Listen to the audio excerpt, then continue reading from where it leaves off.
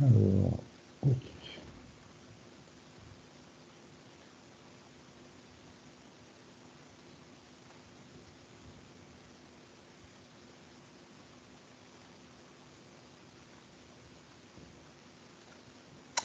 Et voilà. Parfait, donc bonjour tout le monde. Je vous propose aujourd'hui, donc, comme à chaque fois, une séance en deux parties. On va commencer d'abord par rappeler les notions de Thalès, donc du théorème de Thalès dans le sens direct, mais également dans le sens de sa réciproque. Et puis après, on parlera de quadrilatère particulier. OK? Est-ce que ça vous convient? Oui, c'est bon. Voilà. Oui.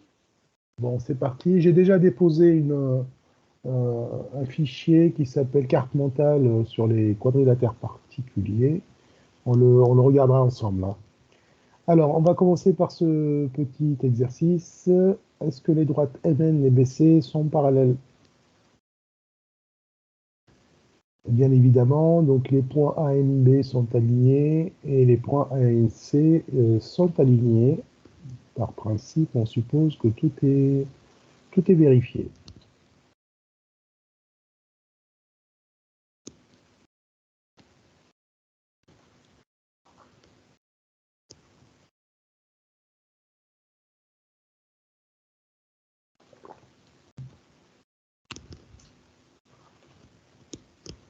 Bonjour. Bonjour.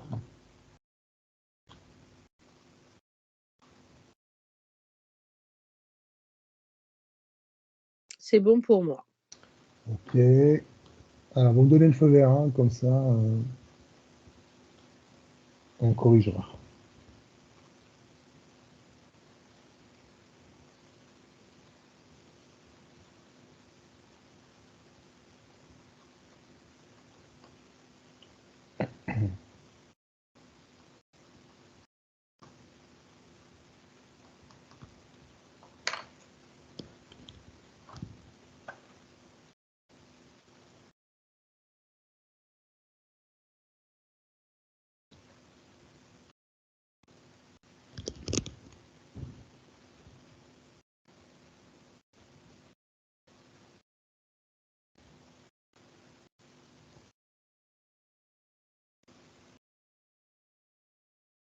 Donc, les droites MN et BC sont-elles parallèles?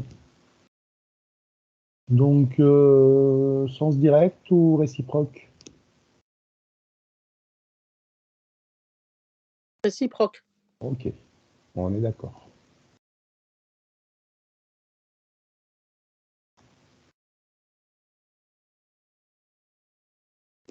Alors, est-ce que vous souhaitez qu'on corrige? On attend un peu? Dites-moi.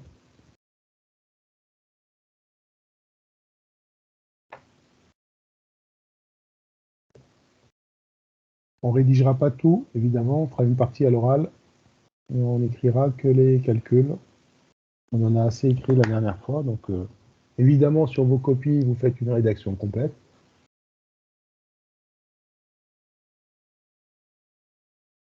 Alors, je rappelle à tous ceux qui nous suivent en replay, parce que parfois on me demande les documents, certains exercices que je mets quand on traite en live ne sont pas des exercices en PDF, donc parfois c'est des QCM, comme c'est le cas ici, parfois ce sont des évaluations, des bouts d'évaluation, donc on traite ensemble.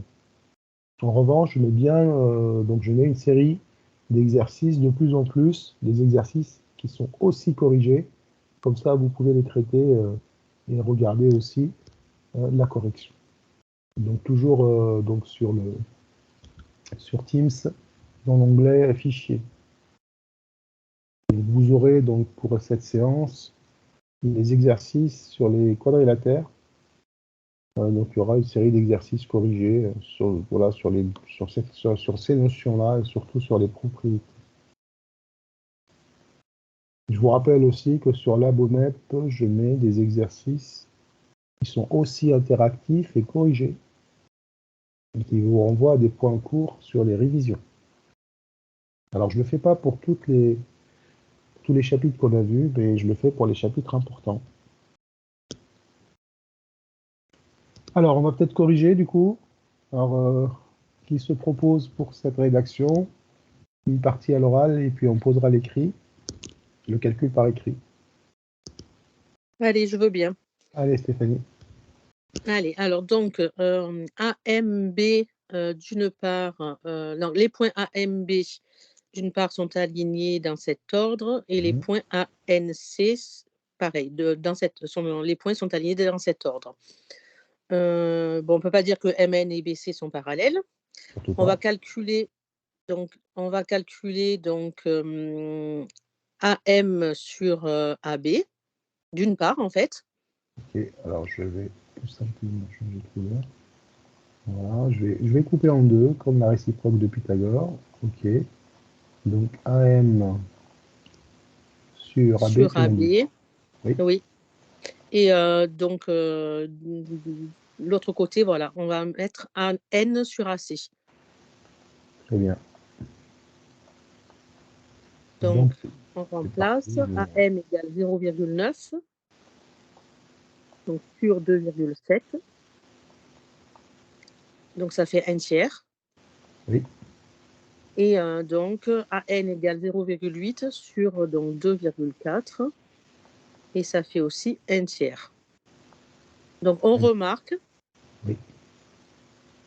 Donc, AM sur AB égale n tiers. C'est égal en fait à N sur le rapport AN sur AC, donc n tiers. Oui. Donc, d'après la réciproque du théorème de Thalès, les droites MN et BC sont parallèles. On est d'accord.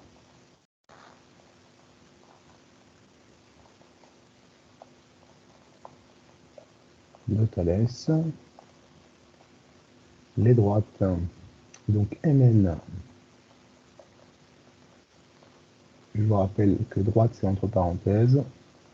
Donc droite et MN sont parallèles. Bon, ça, on l'écrira pas tout le temps parce que c'est long à écrire. Donc, c'est surtout la façon de rédiger au départ. Ok. Très bien. Bon, bah, c'est parfait. Il n'y a rien à dire. Tout va bien. Faites attention quand même avant de vous lancer dans les calculs de bien vérifier que toutes les longueurs sont exprimées dans la même unité. D'accord? Parfois, il y a des pièges et on ne fait pas forcément attention à ça. Donc, commencez toujours par regarder que tout soit dans la même unité. Ok. Deuxième. Pardon.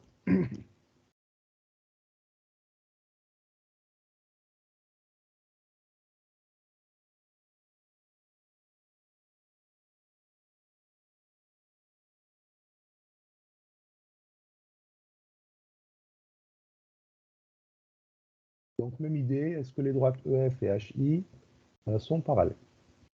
Donc, pareil, dans l'énoncé, donc les points E, G et I, F, G et H sont alignés. Autrement dit, la droite EI et la droite FH sont séquentes en G. Lucie qui se propose. Ok, on attend que tes camarades aient fini. J'imagine que c'est pour ça, Lucie. Hein? Oui. Ok.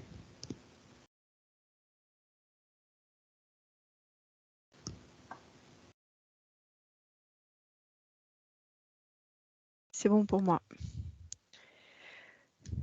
Pareil, Ok. c'est bon. Très bien. Allez, Lucie, à toi de jouer. Alors, je fais toute la rédaction ou pas? La rédaction à l'oral, je vais écrire juste les rapports. Et après, on conclut. Du coup, G appartient à la droite EI. Oui. Et il appartient à la droite FH. Oui. Très bien. On a d'un côté GI sur GE. Oui. Qui est égal à 3,6 sur 6.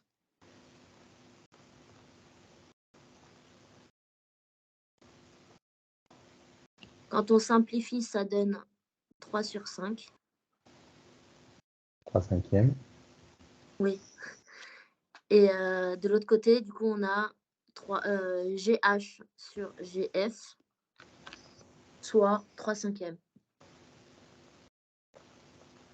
Ok.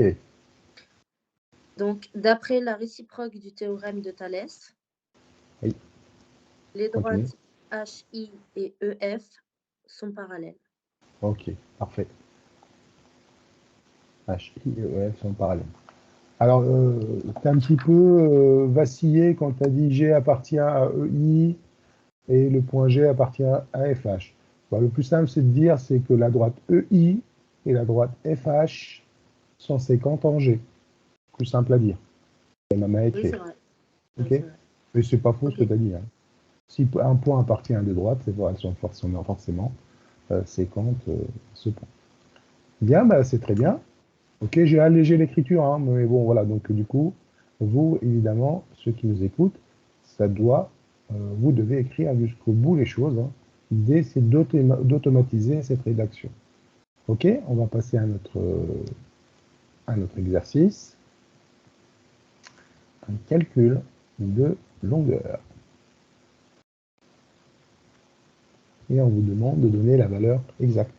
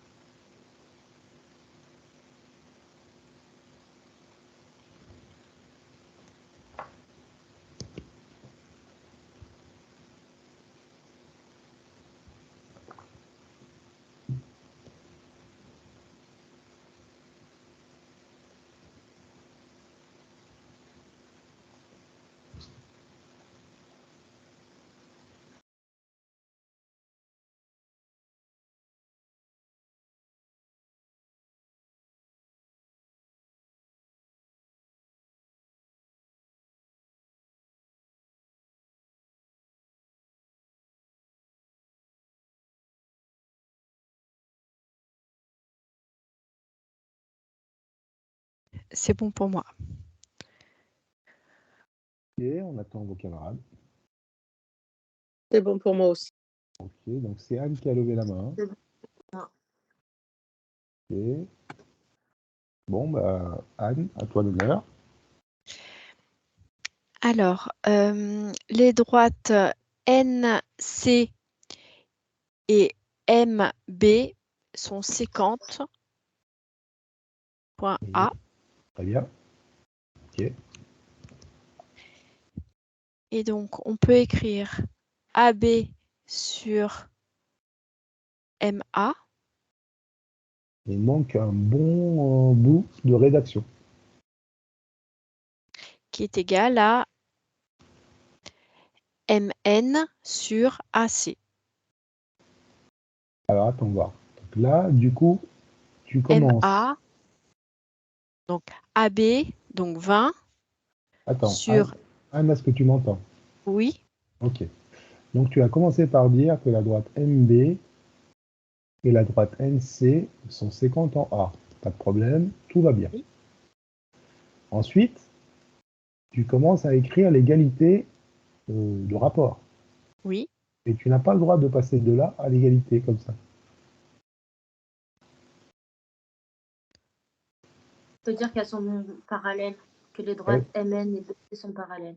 C'est un théorème ce que tu as utilisé, il faudra le citer. Ah oui, ah pardon. Oui, ben, je pensais qu'on était déjà dedans, alors je ne vais pas le dire. Bon, ok. Non. Là, dans ce cas-là, on était dans la réciproque. Là, on cherchait si les droites étaient parallèles ou pas. On était Oui. dans le sens réciproque du théorème. Pas Oui. la même chose. Là, on est dans le sens direct. Du coup, c'est pas tout à fait la même rédaction. Oui, en effet. D'accord?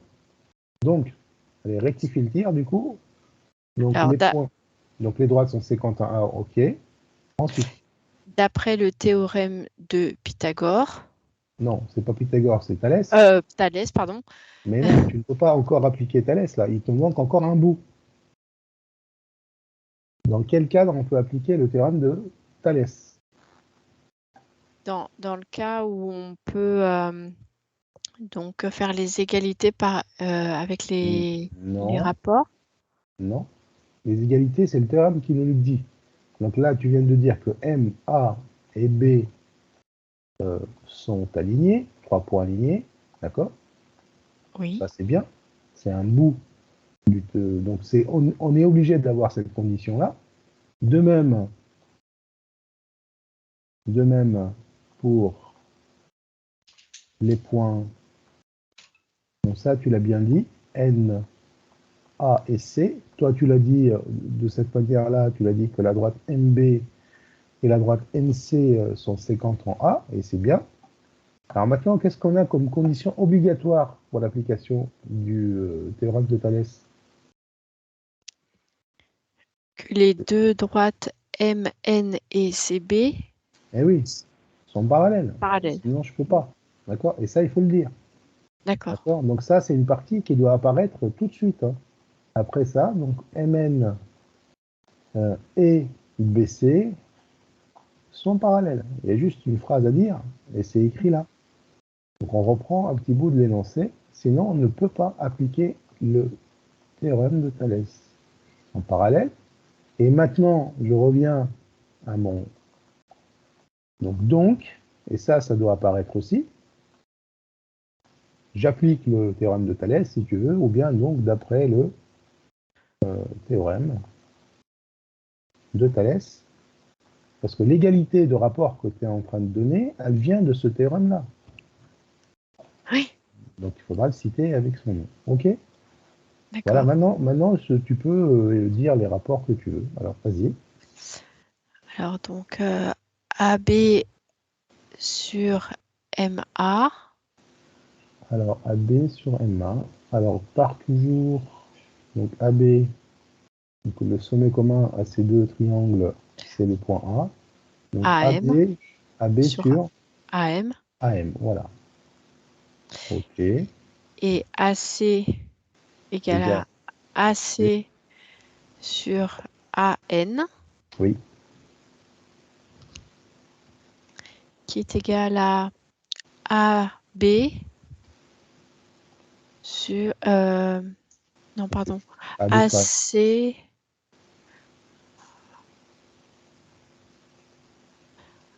AB donc sur AM, ça on l'a écrit. Voilà. Ensuite AC Il sur y a des AM. lettres, Voilà. il y a des lettres qui vont rester. Voilà, regarde. Il y a des lettres qui vont rester. D'accord. Donc on connaît déjà AB donc égal à 20. Voilà. Attends, on n'a pas fini l'égalité. Donc AB sur AM égale AC sur AM. Donc tu as fait ces deux côtés. Donc tu as fait ce côté sur ce côté, ce côté sur ce côté. Et donc MN sur le troisième CB. côté. Alors, c'est pas MN, c'est plutôt BC sur MN. En fait, les points qui te restent, c'est les Le points plus que j'ai petit, soulignés ouais. en rouge. Les points que j'ai soulignés en rouge, ça fait le troisième côté du triangle. C'est BC sur MN. D'accord? D'accord. Quand tu pars du sommet commun aux deux triangles, tu vas faire AB sur AM, ok, AC sur AM, et les lettres qui vont te rester, ça va être le troisième côté sur le troisième côté. Ok? Ok. Alors maintenant, on va remplacer.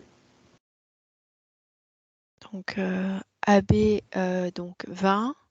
Donc AB, c'est 20, oui. Sur AM donc 30. Oui. 20 sur 30. Qui est égal à AC qui est 14. Oui. Sur AN qu'on ne connaît pas. Qu'on ne connaît pas. Bon, là, ça suffit, puisque de toute façon, c'est ce qu'on cherche. Les autres, on ne les connaît pas. Et donc AN oui. est égal à 14 fois 30 Oui. divisé par 20. Voilà. On va voir ça qui fait 21. par 10. Hein. Donc, ça nous fait 21 centimètres. centimètres. Voilà. Donc, attention à cette rédaction. Hein. Oui. D'accord? Et là, on est dans le sens direct du théorème. Hein. Le sens direct, c'est-à-dire le théorème de Thalès. Et quand on démontre si les droites sont parallèles, donc on est en train de lire le théorème dans l'autre sens. Si on a d'égalité, alors Les droites sont parallèles. Ok, est-ce qu'il y a des questions, des remarques? Non? Non. Bon. Alors, qu'est-ce que j'ai voilà, la suivante. Allez, hop. Donc là, on a vu la configuration papillon. Et là, la configuration de triangle emboîté.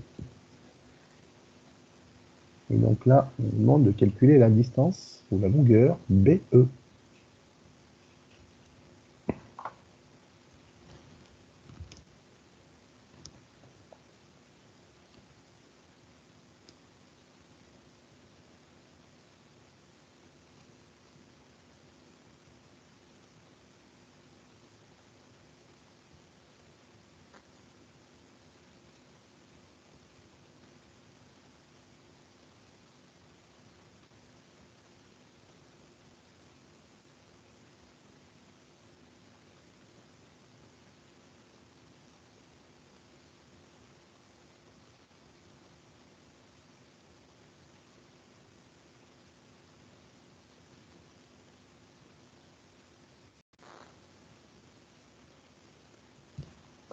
C'est bon pour moi. Ok, Pour moi aussi.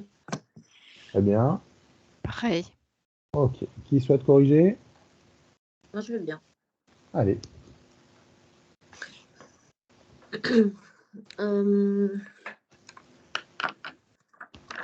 Du coup, A, B, C, les points A, B et C sont alignés dans cet ordre. Oui. De même pour les points A, E, F. Très bien. De plus, les droites BE et CF sont parallèles. Oui. Donc, d'après le théorème de Thalès, on a AB sur AC. Alors, je vais l'écrire. Donc, AB. AB sur AC. Oui. C'est fait. Est égal à AE, qui est égal à EB sur FC. Voilà. DE, EB, c'est la même chose. Ok. Pas de problème. Continue. Donc, du coup, ça fait A. On remplace. Donc, Oui. 12 sur 12 plus 4, ça fait 16. 12 sur 16, du coup, qui est égal à BE sur 7. Ok. Soit.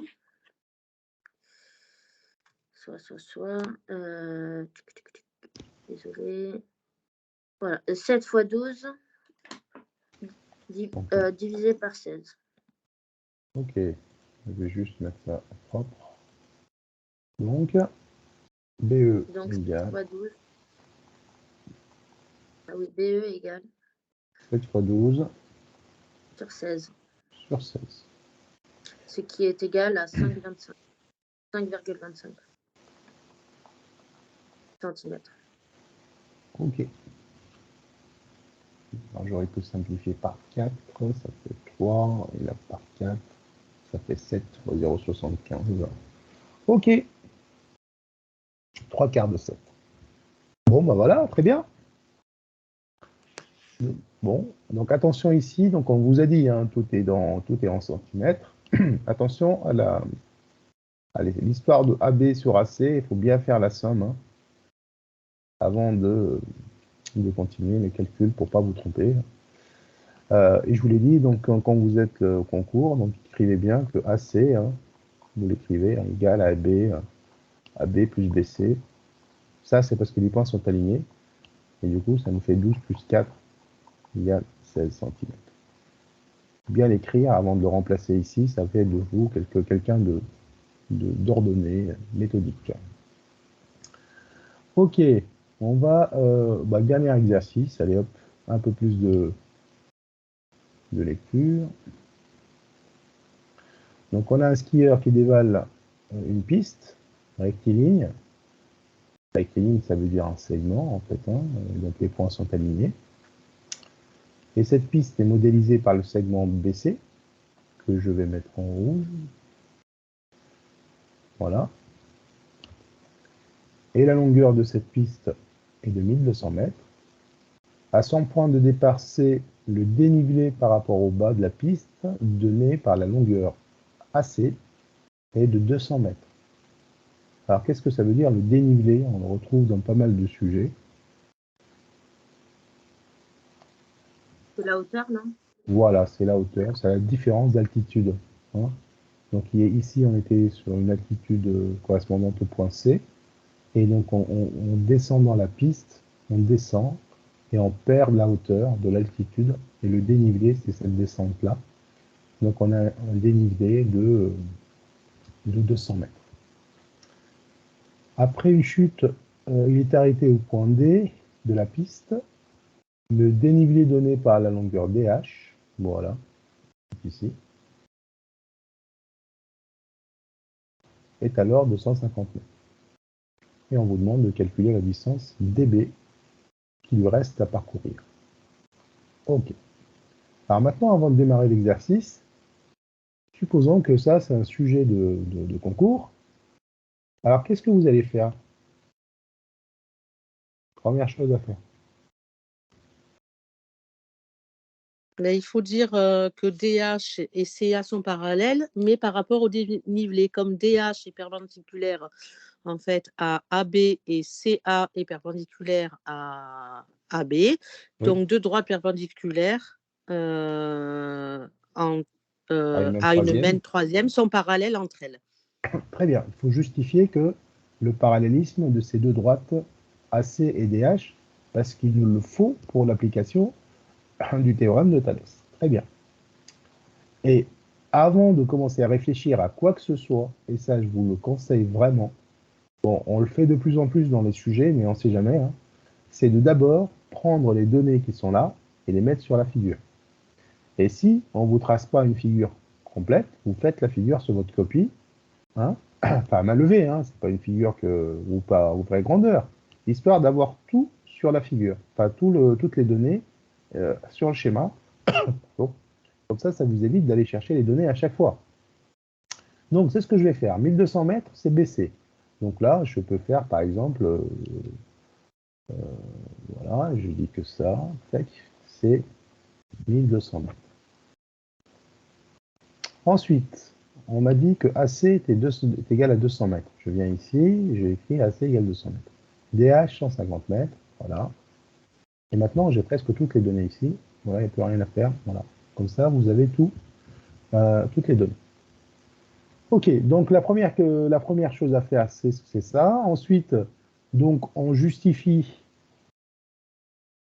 proprement que AC est parallèle à DH. Bon, ça c'est fait maintenant. Et donc après, on va pouvoir appliquer le théorème de Thalès, puisque vous avez une configuration de triangle emboîté, puisque les points sont alignés, et ça c'est faut le dire, C, D et B, et les points H et B. Je vous laisse faire les calculs et revenir vers moi dès que vous avez donc la distance dB.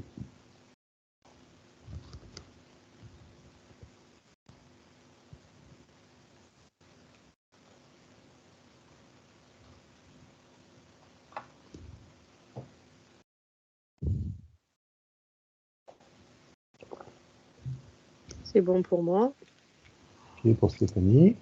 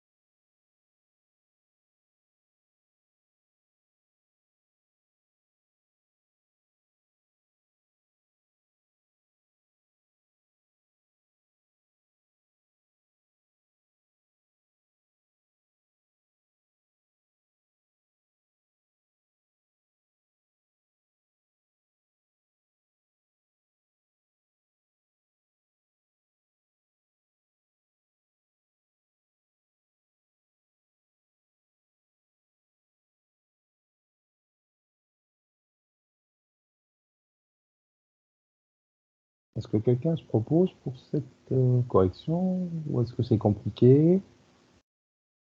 Moi, je veux bien si Vos personne ne peut camarades? passer. Oui. Est-ce que vous avez besoin de plus de temps ou pas? Dites-moi. Non, ça va. Ça va? On peut passer la correction alors? Oui. C'est compliqué? Il y a des points de blocage?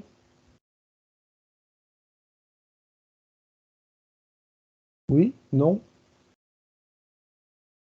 Bon, on y va. Alors, on va procéder à la correction. Alors, c'est parti. Donc, les points, alors B, D, C, d'une part, sont alignés. Oui. Les points B, H, A sont alignés dans Bien. cet ordre. Mhm. Donc, on a justifié que DH donc, est parallèle à CA, puisque DH est perpendiculaire à et CA est perpendiculaire à B. Mhm. Ça, on a justifié. Donc, appliquons le théorème de Pythagore. Thalès. De Thalès. Donc, on a les rapports. Alors, BD sur BC égale BH sur BA égale DH sur CA. Oui, donc c'est A, on est bon. Donc, BH et BA, on n'en aura pas besoin puisqu'on n'a pas les mesures. Donc, on va utiliser BD sur BC. Donc, BD sur 1200 mètres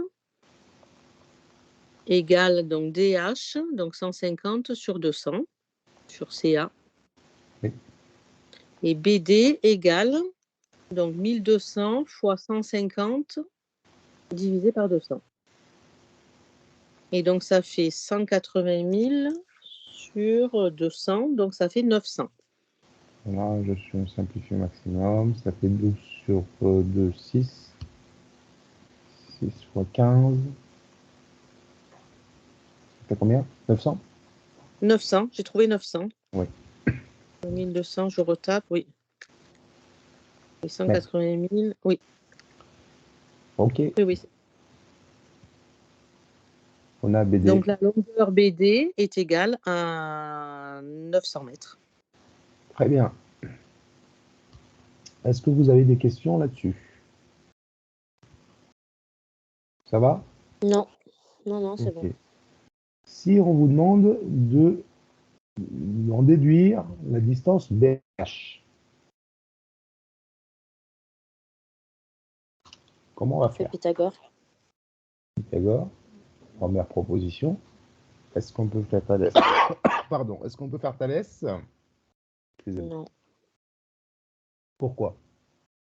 parce qu'il nous manque une longueur. Exactement. On n'a pas les mesures. Il nous en faut au moins une et on n'en a pas. Mais on peut quand même appliquer Thalès, mais avant, il va falloir trouver la distance BA. Pour appliquer Thalès, il faut BA. Donc ça, BA, c'est avec Pythagore. Et une fois que vous avez BA, vous avez BH par Thalès. Vous voyez? D'accord? Donc ça fait et Pythagore et Thalès. Donc autant aller directement avec Pythagore pour BH. On est d'accord? Parce qu'on peut trouver BA avec Pythagore. Le triangle ABC est rectangle en A. Et on a la longueur BC et on a la longueur AC. Très bien. Vous m'avez compris ou c'était fait rapidement? Hein? C'est ça. Hein? Non, c'est bon. Donc là, on n'a pas trop le choix. Donc Pythagore, c'est beaucoup plus simple à utiliser. Je suis désolé, j'ai de la toux, donc c'est les séquelles. Voilà. Donc, du coup, de la semaine dernière. Donc, du coup, je vais passer... Covid aussi la semaine dernière? Ouais, c'est peut-être Covid, alors on se teste plus. Oui, maintenant. moi aussi. Voilà, La semaine dernière aussi, pour la troisième fois. Et puis, exactement. Donc, après, on est habitué, quoi, maintenant. On va passer au quadrilatère particulier. Avant de commencer, donc, une carte mentale hein, qui résume un peu tout ce qu'il faut savoir. Sur les quadrilatères particuliers. Donc, d'abord, qu'est-ce que c'est qu'un quadrilatère? Si on vous pose la question à l'oral, qu'est-ce qu'on appelle un quadrilatère? Qu'est-ce que vous diriez? C'est une figure géométrique de 4 côtés fermés. Oui, figure géométrique de 4 côtés fermés. Alors, figure géométrique de 4 côtés fermés, je peux avoir ça, je peux avoir ça, je peux avoir ça. Hein? Je peux avoir 4 côtés, puis le dernier côté, je le fais arrondi. Oui. Figure géométrique composée de 4 segments fermés. Oui, donc une figure géométrique à 4 segments fermés, c'est un polygone à 4 côtés. D'accord? Poly, plusieurs côtés, gone, polygone, à 4 côtés, un quadrilatère. Ok? Ça vous évite de dire figure géométrique, parce que figure géométrique, plane, etc. Donc, un quadrilatère, c'est un polygone à 4 côtés. Ok, bien. Maintenant, dans quel cas ce quadrilatère, il va se transformer en parallélogramme? Je vous rappelle, un quadrilatère, donc on vient de le dire, hein, donc c'est 4 côtés, on s'en fiche. Hein, voilà, côté. 1, 2, 3, 4. Voilà. À quel moment il va devenir un parallélogramme? Donc, on va suivre votre carte mentale. Donc, premier chemin possible pour y arriver, c'est que les côtés opposés sont parallèles et de même longueur. Vous prenez deux côtés opposés, hein, vous les faites parallèles et de même longueur, vous avez un parallélogramme. Et vous allez me dire, mais il suffit d'avoir deux côtés. Alors, on va prendre quelque chose de gradué, comme ça, ça nous aide un peu dans le raisonnement. Et je vais continuer un peu. Voilà. Donc là, je vais prendre un quadrilatère à deux côtés. Hein, je suis en train de parler de ce côté-là, côté opposé, parallèle et de même longueur. Donc je prends deux côtés, parallèles et de même longueur. 1, 2, 3, 4, 5. 1, 2, 3, 4, 5. Ces deux côtés sont parallèles et de même longueur. Donc on n'a pas trop le choix. Si je ferme mon quadrilatère, j'obtiens forcément un parallélogramme. Losange. Non, je n'ai pas dit losange, attention. Un losange, c'est encore un parallélogramme particulier. Je suis parti d'un quadrilatère quelconque. J'ai juste remodelé mon quadrilatère quelconque en faisant deux côtés de même longueur et parallèles. Qu'est-ce qui s'est passé?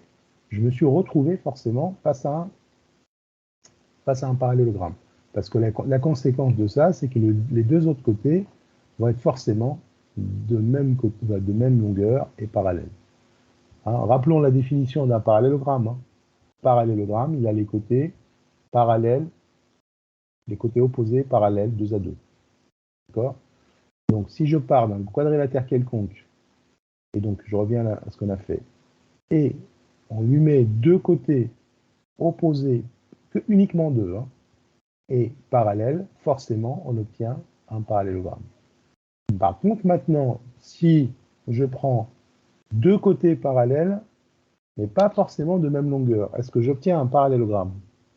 Non, un Non. trapèze. Voilà. C'est pour ça qu'on a imposé 2 choses, et le parallélisme et la longueur. Donc 1, 2, 3, 4, 5. Et là, par exemple, ils sont parallèles, mais pas de même longueur. Donc là, j'obtiens effectivement un trapèze, qui n'est pas un parallélogramme. Vous me suivez là? C'est bon? Oui. Alors maintenant, si j'avais pris 2 côtés de même longueur et pas forcément parallèles, est-ce que j'obtiens forcément un parallélogramme? Donc 1, 2, 3, 4, 5. Et je prends l'équivalent de ces 5 côtés, mais pas parallèles. Ben voilà. Hein, on va dire que ces 2 longueurs sont égales. Ok? Donc, j'obtiens pas forcément, j'obtiens un quadrilatère quelconque. Même si j'ai ces deux côtés de même longueur. Voilà. Pour vous dire, en fait, pour obtenir donc, la condition qui était ici, opposés, les côtés opposés, parallèles et de même longueur. C'est les 2 conditions qui doivent être réunies pour obtenir notre parallélogramme. Ok?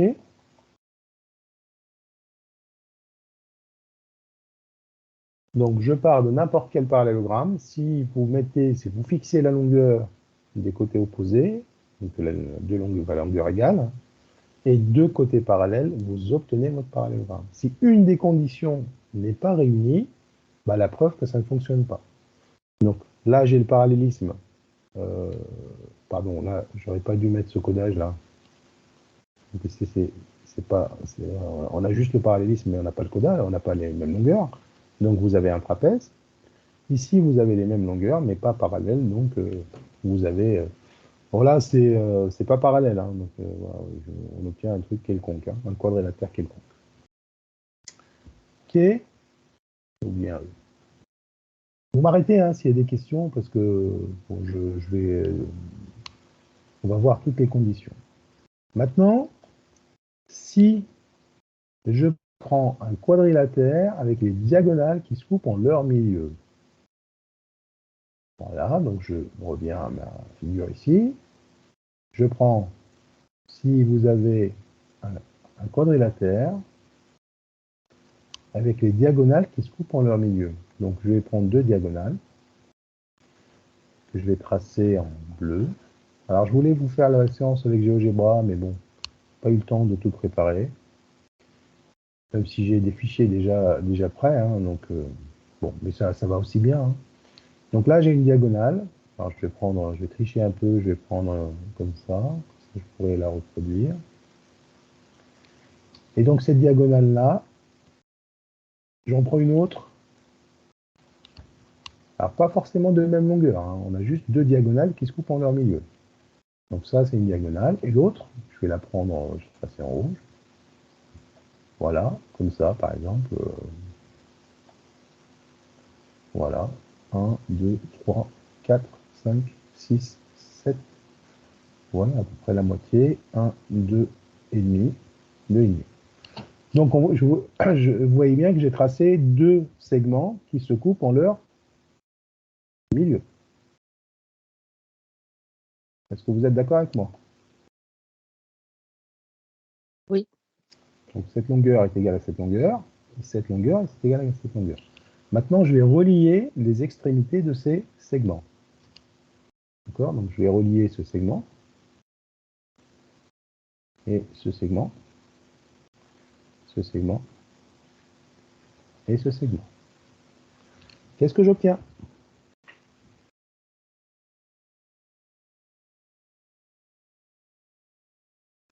Dites-moi. Un parallélogramme. J'obtiens un parallélogramme. D'accord? j'obtiens un parallélogramme, forcément.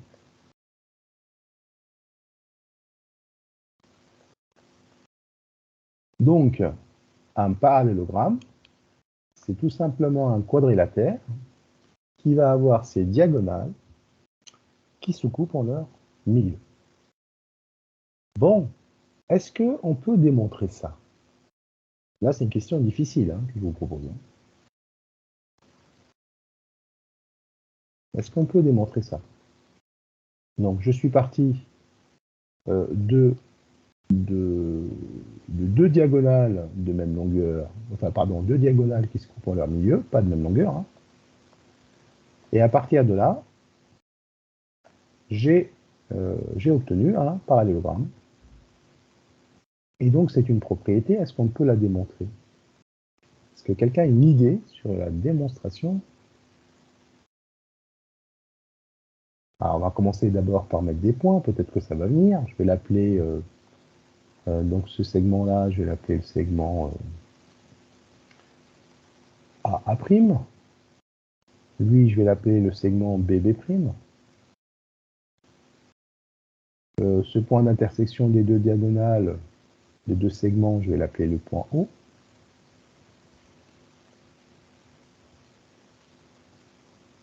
OK. Est-ce qu'il y a moyen de démontrer que... Donc un parallélogramme, donc ça veut dire que je suis censé démontrer que les côtés sont parallèles 2 à 2. Il suffit que je démontre ça. Donc c'est-à-dire AB parallèle à A'B'. Et il faut les côtés opposés. 2 ne suffisent pas. On l'a vu, on peut avoir un trapèze. Mais 2 parallèles 2 à 2, c'est un parallélogramme. Donc AB parallèle à A'B'. Et donc AB parallèle à A'B' et BA' parallèle à AB'. C'est ça. Voilà. Parallèle. J'ai peut-être une petite idée, mais je ne suis pas sûre. Oui, dis-moi. Comme les diagonales se coupent en leur milieu. Oui. Donc, AA', c'est une médiatrice? Non. Non. Elle n'est pas une médiatrice parce qu'elle n'est pas perpendiculaire. Et elle coupe, juste, elle passe. Donc, juste, elle coupe, d'accord, juste, elle coupe, ok. Ouais. Ça n'est pas une médiatrice, j'ai pas un angle droit là. Ok. D'accord? Alors, entre nous, cette propriété qu'on démontre, elle n'est pas à démontrer. Ça, c'est une propriété qu'on va utiliser telle qu'elle.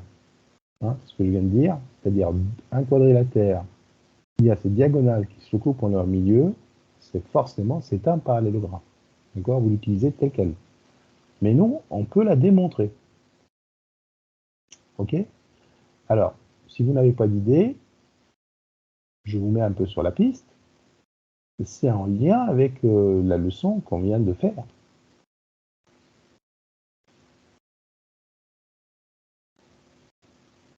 Thalès? À dire qu'il y a des égalités avec AO et OA' et BO et OB et O et B'. Oui, et des égalités de rapport. Oui. Donc là, on va utiliser la réciproque de Thalès. Vous voyez? On va tout simplement utiliser la réciproque du théorème de Thalès. Pourquoi? On va l'écrire d'abord.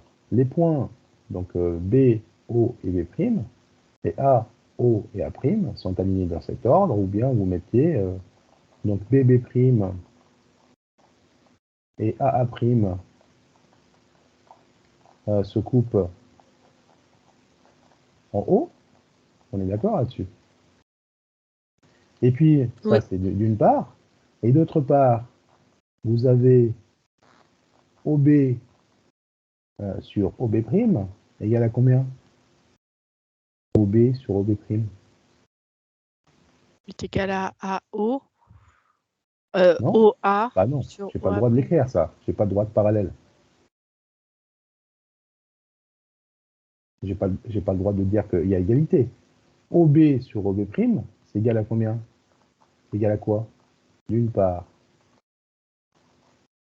OB sur OB', ben, qu'est-ce qu'on a dit?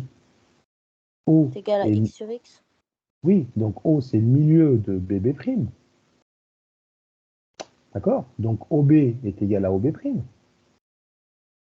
Donc c'est égal à 1. Bah oui, car O est le milieu de BB'. Ça, c'est la donnée de l'exercice. Hein.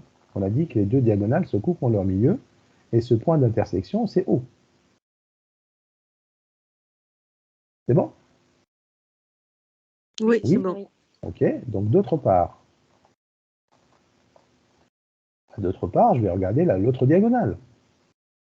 Donc, je vais travailler sur ce triangle-là, donc OB sur OB', donc après, ça sera OA sur OA'. Sur OA', égale 1 aussi. Bah, égal à 1, pour les mêmes raisons. Car O est le milieu de A'.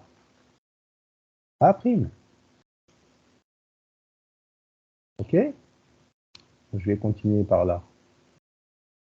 Qu'est-ce qu'on va dire maintenant? Donc, que OB sur OB' égale OA sur OA'. Bah oui, voilà, égalité le même des rapport. rapports. Donc, Bah. d'après la réciproque du théorème de Thalès, Oui. BA' est parallèle à AB'. Voilà. Donc, d'après la réciproque du théorème de Thalès, on a forcément AB qui est parallèle à, pas les segments qui sont parallèles, mais les droites aussi. Hein. Donc là, on a démontré ce premier point. D'accord? Donc le premier point, c'est fait. Maintenant, il faudra penser au deuxième point. Comment on va faire pour le deuxième point?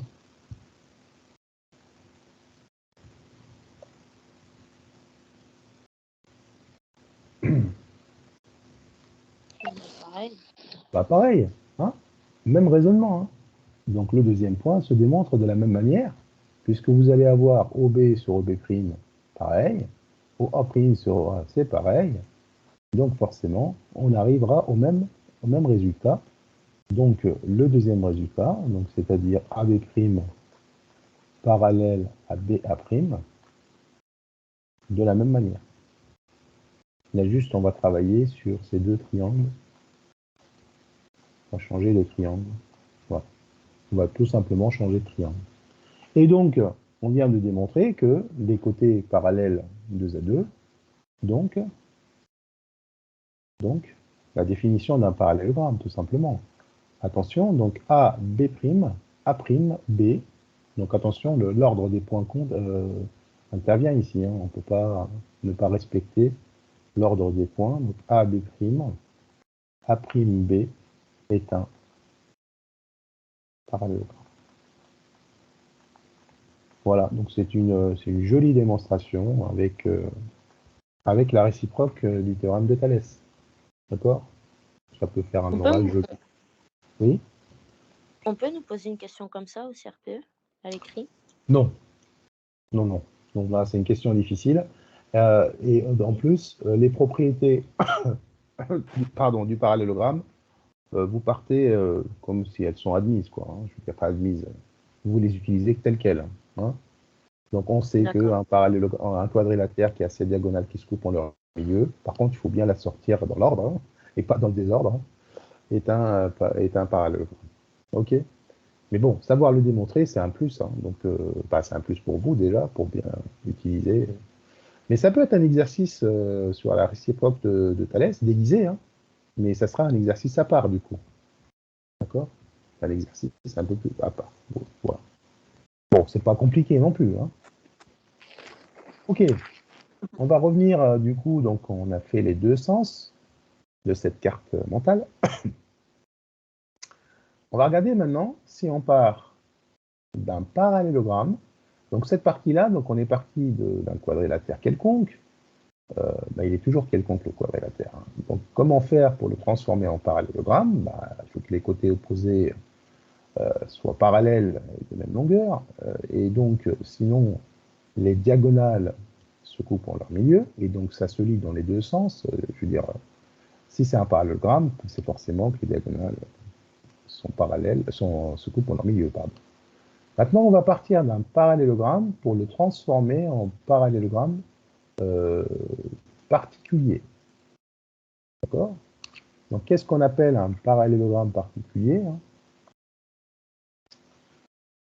C'est un quadrilatère plus, quoi. Hein. Donc, un parallélogramme, donc des parallélogrammes particuliers. Ils ont une particularité en plus. Ils sont d'abord, il ne faut pas l'oublier, hein, des parallélogrammes. À la base, ce sont des parallélogrammes qui ont une propriété supplémentaire. Et en fonction de cette propriété supplémentaire, ils vont se transformer en parallélogramme bien particulier. Alors, le premier sens, si les côtés sont de même longueur. D'accord? Donc, un parallélogramme qui a les côtés de même longueur, c'est forcément un losange. Un losange. D'accord? Alors, je ne veux pas entendre au carré. Hein. Donc, vous prenez n'importe quoi, vous mettez les côtés de même longueur, vous allez tomber sur un losange. Alors, moi, je vais tricher un peu pour tracer un losange, parce que je connais les propriétés d'un losange. Qu'est-ce qu'on connaît comme propriété d'un losange que vous allez utiliser en école primaire? C'est que ces diagonales, elles sont perpendiculaires. D'abord se coupent en leur milieu. N'oubliez pas ça, parce que c'est un parallélogramme à la base. Et elles se coupent et elles sont perpendiculaires. Donc 1, 2, 3, 4. 1, 2, 3, 4. Je triche un peu pour que ça soit... Voilà. Donc j'ai tracé... donc ça, c'est une propriété qu'on va voir après. Hein. Donc forcément, donc si vous avez 1, 2, 3, 4, 1, 2, 3, 4, j'en ai fait... Voilà, un de trop. Et donc je relis. Je vais effacer un peu. C'est pareil, hein, donc moi je demande toujours aux élèves quand on construit de faire tout ce qui sert de construction en pointillé pour pas déranger en fait, pour pas surcharger la figure. Voilà, comme ça on la voit mieux. Voilà. Donc si je pars d'un parallélogramme particulier et je fixe la longueur des côtés, j'obtiens un losange, c'est la définition d'un losange. Et à partir de là, on a des propriétés sur les diagonales. Donc c'est forcément des diagonales qui se coupent en leur milieu, puisque c'est un parallélogramme. Et on aura la particularité, la propriété d'un losange, c'est que ces diagonales vont se couper en leur milieu. Quelle est la façon la plus simple pour les élèves pour tracer un losange? Alors si vous leur demandez de tracer un losange en disant que la longueur, c'est un quadrilatère, tous les côtés sont de même longueur, voilà, vous allez les perdre. Hein.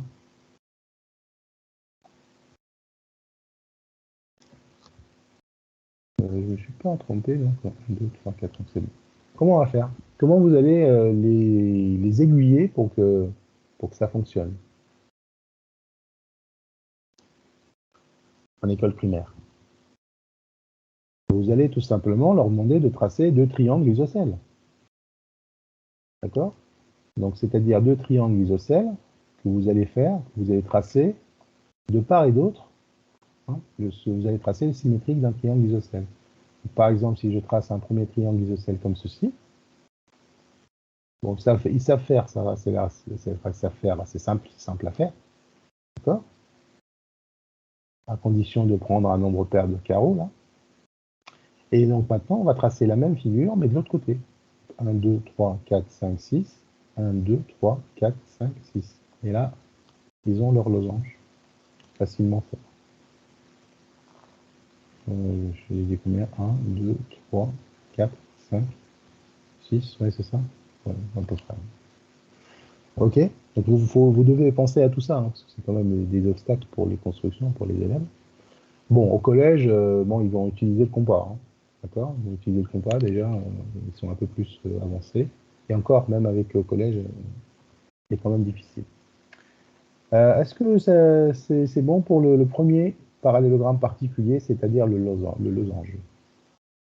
Ça va? Oui, Oui. Ok. oui.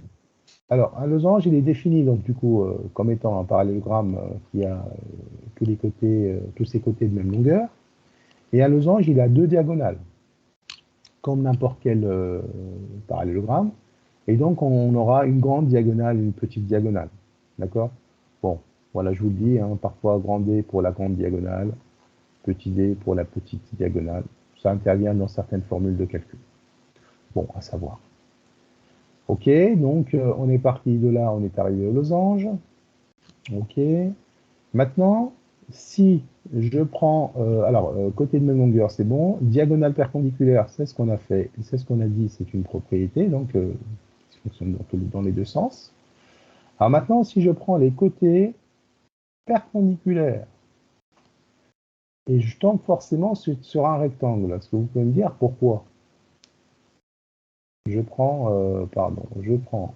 donc je vais tracer mon parallélogramme de départ. Rappelez-vous, hein, parallélogramme, deux côtés parallèles de même longueur. 1, 2, 3, 4, 5. 1, 2, 3, 4, 5.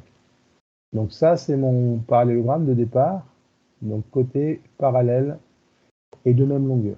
Maintenant, on a une condition supplémentaire, c'est qu'on a les côtés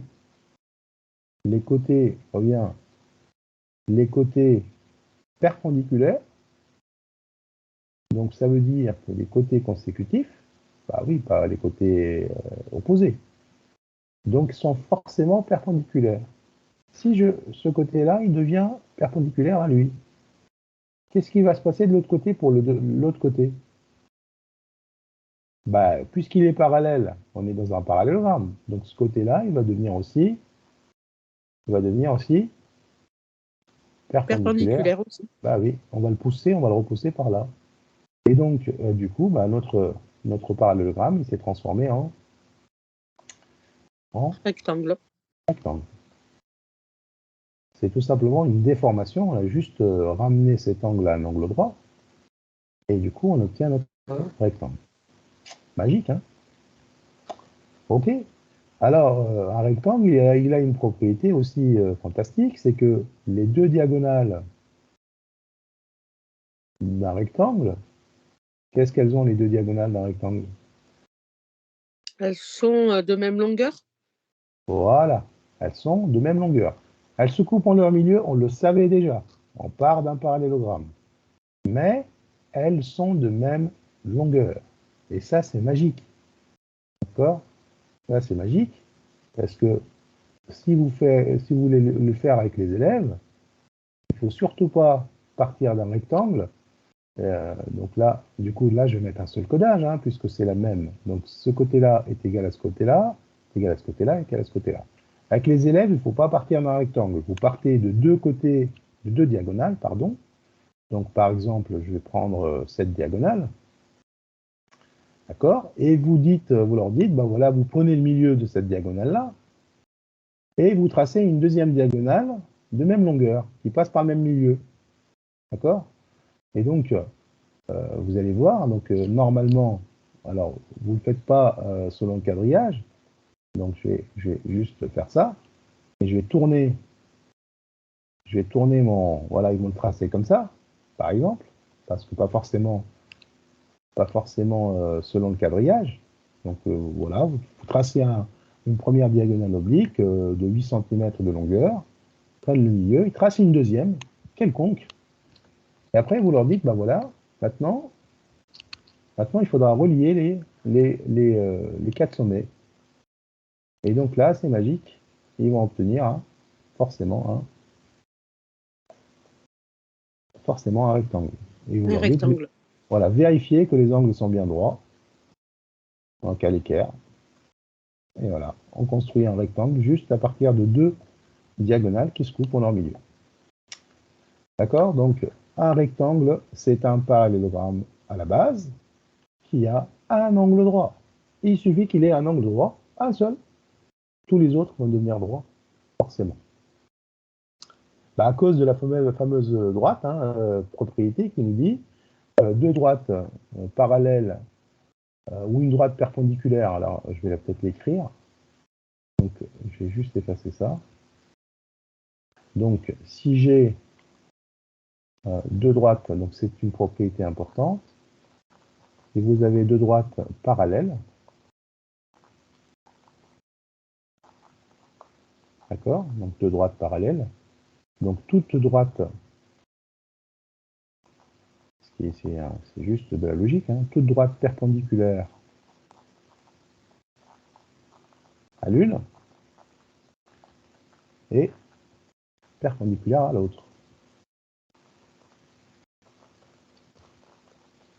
Ce qui va de soi. D'accord? Donc, c'est ça qui transforme le parallélogramme en rectangle. Donc, si j'ai deux droites parallèles, donc toute droite perpendiculaire à l'une, bah, si elle est perpendiculaire à la première, bah, elle sera forcément perpendiculaire à la deuxième. Ok? Bon, on a vu le rectangle, et je regarde le temps parce qu'il file aussi. Donc, on a vu côté de même longueur. Bon, ah oui, j'ai pas dit côté de même longueur, mais ça, c'est la définition d'un rectangle. D'accord? Un rectangle, par définition, je reviens ici, hop. Donc, si j'obtiens un rectangle, ça veut dire, bon, j'ai bien sûr les angles droits, et ça, c'est dû au fait que on a un angle droit dans un parallélogramme, donc du coup, tous les autres sont droits. Mais aussi, on a que les côtés opposés sont de même longueur. Ça aussi, ça, c'est la définition d'un parallélogramme. Mais les deux diagonales de même longueur, pardon, j'ai perdu le fil, là. Donc, côté de même longueur. OK. Et ça, c'est le parallélogramme. Ah, pardon, ça, c'est le losange. C'est pour ça que je suis en train de tourner en diagonale de même longueur, pardon, et côté perpendiculaire, tout va bien. Je suis revenu à mon... J'ai perdu le fil, hein, désolé. OK, donc on a vu le losange. On a vu le rectangle.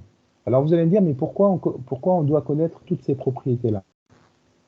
Eh bien, parce que parfois, on part d'une figure, on vous dit, ABCD est un losange. Et à vous de savoir, à partir de là, que les diagonales sont perpendiculaires, que les deux diagonales d'un rectangle ont la même longueur. D'accord? C'est à vous de le dire, et vous allez le dire, je sais que ABCD est un losange, donc ces diagonales sont perpendiculaires, donc ces diagonales se coupent en leur milieu, ABCD est un rectangle, donc ces diagonales sont de même longueur, etc. Ok? C'est important de les connaître, ces propriétés-là. Et donc cette fiche-là, il faudra la connaître par cœur. D'abord la comprendre et la retenir. Alors maintenant, on peut partir de deux côtés, hein, où on part du losange. D'accord? Alors, si je pars du losange, il suffit d'imposer un angle droit ici. Les côtés perpendiculaires. Si j'ai les côtés perpendiculaires, alors imaginez, vous avez un losange, donc ça veut dire les quatre côtés de même longueur, plus un angle droit, des deux côtés, sur deux côtés consécutifs. Donc, qu'est-ce qui va se passer? Même histoire que le rectangle. Donc, on va transformer notre losange en carré. En carré. D'accord? Donc, il se transforme en carré puisque tous les autres angles vont devenir des angles droits, les trois autres. Et puisqu'on a les côtés de même longueur, donc on est dans un carré. Si maintenant je pars d'un rectangle pour le transformer en carré, il suffit que je lui dise que la longueur et la largeur sont égales. Côtés de même longueur. Eh bien, on obtient un carré. C'est pour ça qu'on dit aux élèves, un carré est un rectangle particulier. Donc, le rectangle, le carré, c'est un rectangle avant tout. Et le carré, c'est aussi un losange avant tout. Et si vous voulez, il descend d'un losange, si vous voulez. Hein, parce qu'il a déjà les propriétés d'un losange. Il a hérité de ces losanges-là, des propriétés du losange. Il en a d'autres, mais il valide aussi la notion de losange, c'est un losange particulier. C'est pareil pour le rectangle. Pour le carré vis-à-vis de son ancêtre, si j'ose dire, il descend du rectangle. Et maintenant, le carré, il est magique parce que lui, il va réunir donc, les deux propriétés et du losange et du rectangle. Donc, il aura les deux diagonales perpendiculaires, puisque c'est un losange. Il a aussi les deux diagonales de même longueur, puisque c'est un rectangle particulier. Donc, le carré, il a la totale, lui. Donc, ça aussi, c'est amusant avec les élèves de le faire. Donc, le carré, si on trace un carré à partir de là, donc si je trace un carré, d'accord, voilà, on va tracer un carré, 1, 2, 3, 4, 5. Et là, c'est le bon, là aussi. Donc, pareil, vous pouvez démarrer avec à partir des diagonales, c'est plus amusant. Donc, prenez de droite deux segments qui se coupent en leur milieu et deux segments de même longueur qui se coupent en leur milieu. Voilà. Bon, je vais mettre en rouge.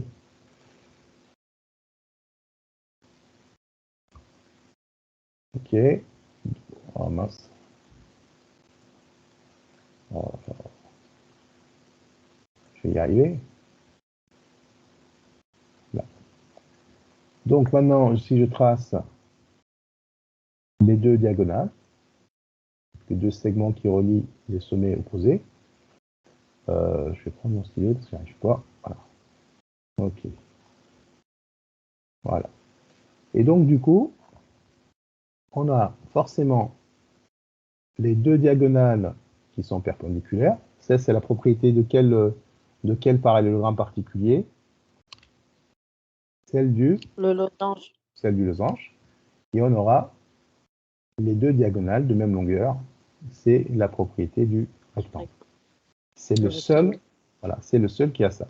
Et donc ça, on le pose au CRPE, hein, attention. Hein. Alors pourquoi? Parce qu'il est magique. Parce qu'on peut travailler dedans avec Pythagore. Ah oui, à partir du moment où vous avez un angle droit ici, on peut vous faire travailler avec Pythagore. On vous donne un côté d'une certaine longueur, et puis voilà, vous cherchez, etc. D'accord? Donc ça, c'est voilà, c'est le carré, c'est la figure la plus, celle qui réunit le plus de propriétés par rapport en étant un parallélogramme particulier. Quelle est la figure la plus parfaite, à votre avis? Plane, hein? Carré? Non. Non, non, non. C'est pas un polygone. Le cercle? Le cercle. Hein? D'accord? Donc le cercle, c'est pas un polygone, pardon, à n côtés, mais n très très grand. Hein? Si vous dédoublez à chaque fois le nombre de côtés, et vous restez avec un polygone régulier, vous allez tendre vers le cercle. Hein? C'est la figure plane la plus parfaite. Et quand on parle de solide, ça sera plutôt la sphère ou la boule. Hein? C'est le solide le plus parfait. Enfin, on tend vers ce solide-là si on veut être dans la, bon, je dirais perfection, mais non, mais voilà. Ok. Voilà pour les. Question. Oui. Okay. Bien sûr. Tout à l'heure, vous avez donné deux exemples à dire aux enfants. Oui. Qu'est-ce que vous diriez, vous, pour le carré? C'est-à-dire au niveau du tracé? Oui, par exemple, pour le losange, vous avez dit tracer le symétrique d'un triangle isocèle. Ah, pour tracer un carré? Oui. Alors, pour tracer un carré, bon, c'est le quadrillage. Hein. On partira sur le quadrillage parce que le compas, c'est compliqué. Mais pour les impressionner, on peut partir avec les diagonales. D'accord? Pour les impressionner, vous partez avec une croix, mais pas forcément une croix selon le quadrillage. Vous tracez un premier segment. Alors, si vous travaillez les perpendiculaires, voilà, vous êtes en train de travailler les perpendiculaires. Donc, vous leur demandez de tracer un segment oblique, le premier qui est comme ça, d'une certaine longueur, facile, je sais pas moi, 6 cm. Ensuite, ils placent le milieu, ça ils savent faire. Ils tracent la perpendiculaire à celui-là, au premier segment, passant par ce point. Et vous leur dites donc qu'il faut que la longueur de la deuxième segment soit 6 aussi. ils relient, et ça nous fait forcément un carré. On obtient un carré, bon là, ils vont être impressionnés, et là, vous leur dites, c'est la propriété du carré, ces diagonales sont perpendiculaires, etc. Alors maintenant en réfléchissant un petit peu, bah, si on regarde ici, on peut construire un carré à partir de 4 triangles isocèles, identiques. Donc je peux leur demander de tracer un premier triangle isocèle. Voilà. 1, 2, 3, 4. 1, 2, 3, 4. Voilà. Ça et ça faire. Avec le quadrillage. On trace un deuxième. Avec le centre de symétrie de l'autre côté. Voilà, avec la symétrie axiale. 1, 2, 3, 4. Voilà. Si je ne me trompe pas. On est bon là? Voilà, on est bon. Et ensuite, donc, ils font encore le symétrique, ou de chaque triangle ou des deux. Et on arrivera à notre figure très jolie, qui est le carré. Alors bien sûr, après, il faudra bien leur demander de vérifier que vous avez des angles droits avec l'équerre. Voilà. Ça va les amuser, ça va. Ils peuvent même découper et coller, après, c'est à vous de voir. Hein, ils peuvent découper aussi. Hein. Ils peuvent découper des triangles, les coller, ça dépend de quel âge. Hein. On est en quelle section, etc. Ok, merci. Okay. Et donc, il y a plein de choses à dire sur ces figures-là. Donc pareil, donc là j'ai parlé que des propriétés, j'ai pas parlé du vocabulaire, donc on a démarré avec ça, donc avec la définition d'un polygone. Bien sûr, donc juste pour rappel, de toute façon on est presque à la fin, pour rappel, comment on appelle les points qui sont là? Les sommets? Les sommets, ok, donc ça c'est un sommet, donc un sommet c'est un point, ok. Et donc, ces deux sommets, comment on va les appeler? Ce sommet et ce sommet. On va avoir des sommets. Donc, si je prends le sommet A et le sommet B, ils sont comment? Opposés? Très bien. Ce sont deux sommets opposés. Ok. Alors, dans un quadrilatère, vous n'allez pas avoir de problème. Mais si je passe un pentagone, d'accord? Eh bien, des sommets opposés, il y en a pas mal. D'accord? Donc, il y en a pas mal. Donc là, ça peut être un exercice aussi avec vos élèves. Donc vous ajoutez juste un côté. Donc 1, 2, 3, 4, 5. Hein, pour travailler le vocabulaire donc, de sommet opposé. Donc vous leur dites ça, bon, c'est le sommet A. OK. Et ils vont tracer des segments. Ils relient le point A au sommet opposé à A. D'accord? Et après, vous passez au point B avec une autre couleur. Point C, point D, point E. OK? Et donc là, ça va les intéresser parce qu'il y en a plusieurs. Donc A et B, ils ne peuvent pas être opposés parce que comment on les appelle du coup A et B ici? Ils ne sont pas opposés, ils sont comment? Ils sont deux sommets adjacents consécutifs. Bon, adjacents consécutifs. Okay, les deux, donc maintenant, des sommets opposés, bah, il y en a plein. Donc voilà le premier, voilà le deuxième. Et c'est pareil, vous pouvez partir du point B vers les deux autres avec notre couleur. D'accord? Là. Et le point C avec notre couleur.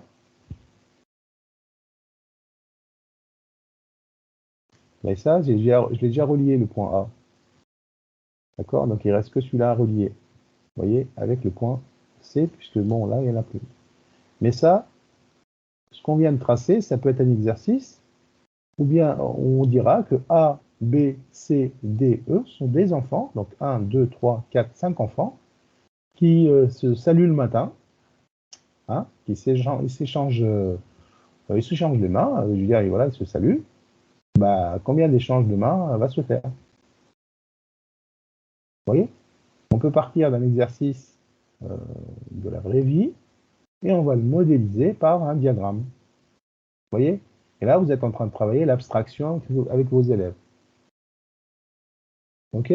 Donc, chaque segment Alors qu'on soit opposé ou adjacent ou consécutif, quoi, je veux dire, là, du coup, il y a un serrage de main qui se fait. Et après, ils vont compter le nombre de serrages de main ou le nombre de bises, ça dépend comment vous amenez l'exercice à vos élèves.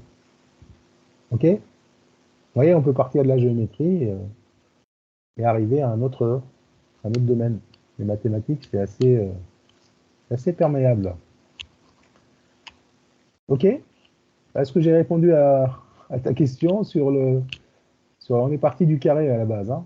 On est parti de ce carré-là et on s'est retrouvé avec ça. OK. Bon, je pense qu'on a fini cette... donc, bien retenir ça. Alors, c'est pareil. Donc, celle-là, on la retient avec raisonnement. Si vous essayez de la retenir sans raisonnement, vous allez vous mêler les pinceaux, peut-être douter. Donc, il faut bien, voilà, faut bien reprendre le fonctionnement en pensant comment je fais pour transformer tel parallélogramme pour arriver à tel parallélogramme particulier. Et à partir de là, j'essaie de comprendre ce qui se passe. Et pareil, on peut revenir en arrière. D'accord? Et donc, pensez à cette idée qu'il hérite des propriétés de son ancêtre, je dirais. Et donc, du coup, il les garde. D'accord?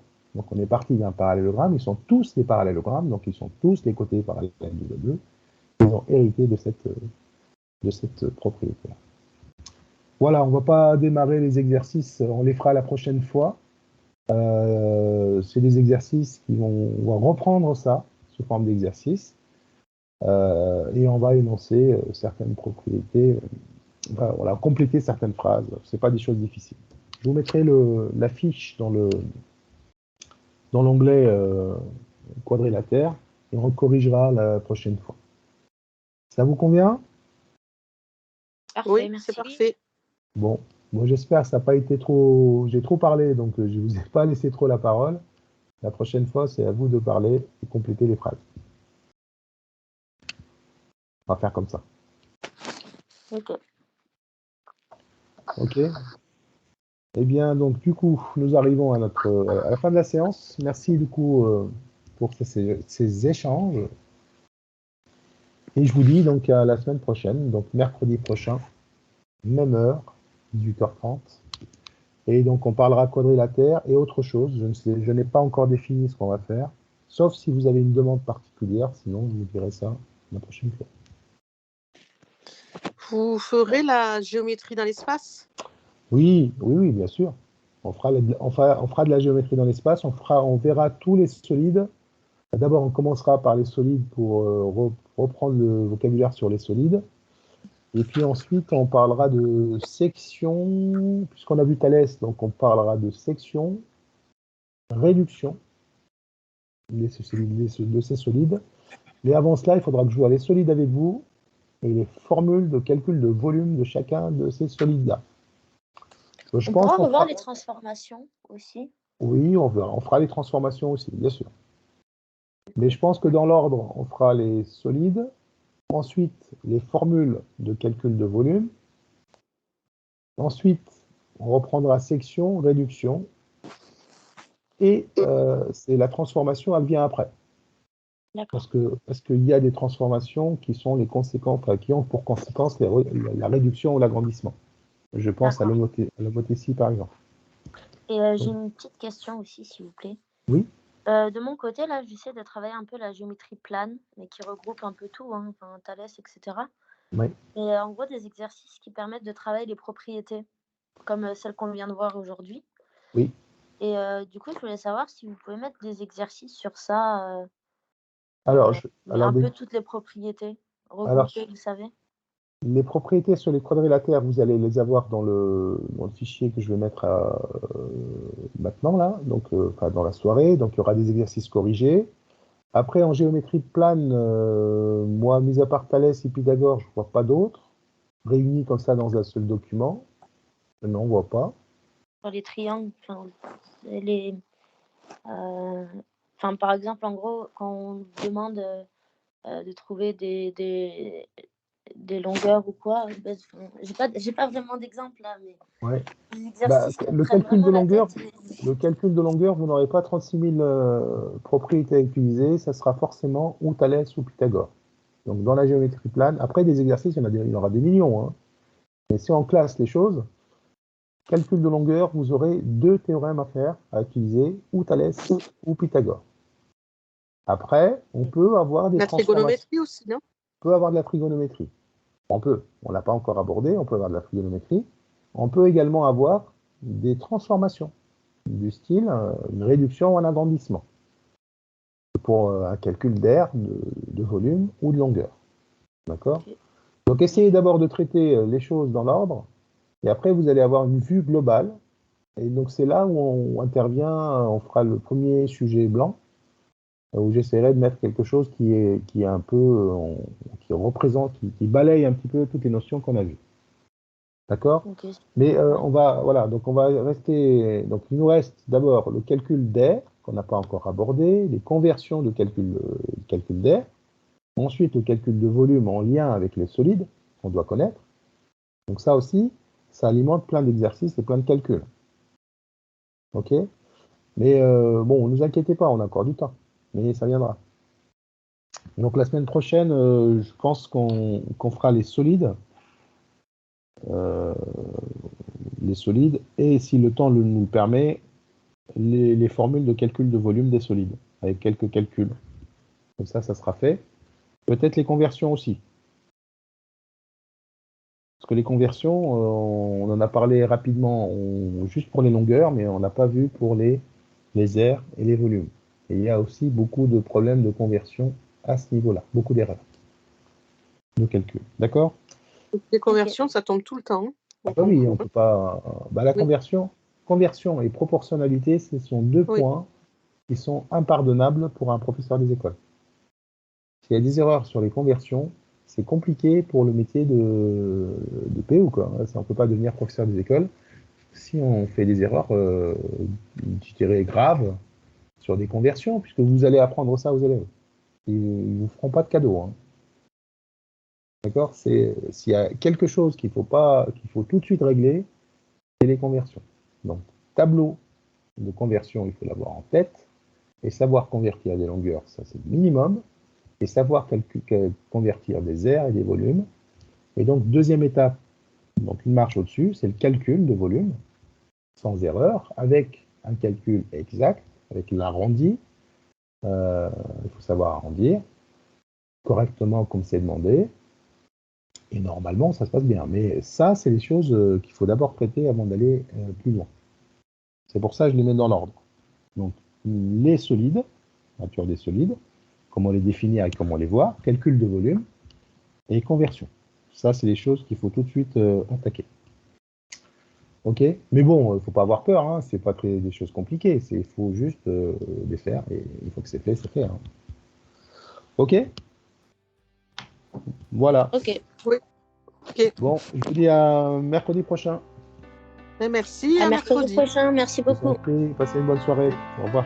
Vous de Vous même. aussi.